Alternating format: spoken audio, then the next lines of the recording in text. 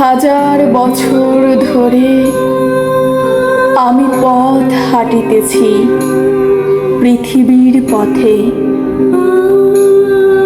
শৃঙ্খল সমুদ্র থেকে নিশীথের অন্ধকারে মালয় সাগরে অনেক ঘুরেছি আমি।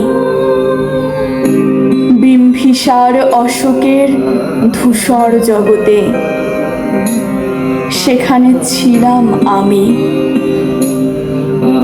আরো দূর অন্ধকারে বিদর্ভ নগরে আমি ক্লান্ত প্রাণ এক। চারিদিকে জীবনের সমুদ্র সফেন আমারে দুদণ্ড শান্তি দিয়েছিল নাটোরের বনবাসী।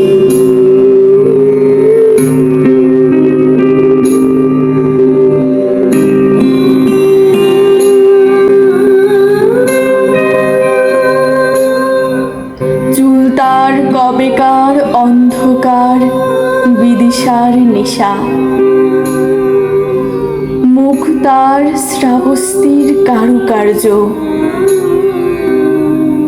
অতি দূর সমুদ্রের পর হাল ভেঙে যে নাবিক হারিয়েছে দিশা, সবুজ ঘাসের দেশে যখন সে চোখে দেখে দারুচিনি দ্বীপের ভিতর, তেমনি দেখেছি তারে অন্ধকারে। বলেছে সে, এতদিন কোথায় ছিলেন? পাখির নীড়ের মতো চোখ তুলে নাটোরের বনলতা সেন।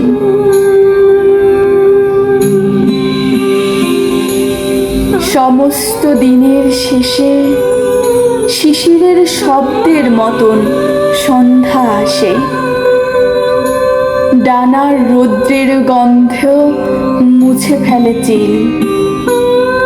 পৃথিবীর সব রং নিভে গেলে পাণ্ডুলিপি করে আয়োজন। তখন গল্পের তরে জোনাকির রঙে ঝিলমিল।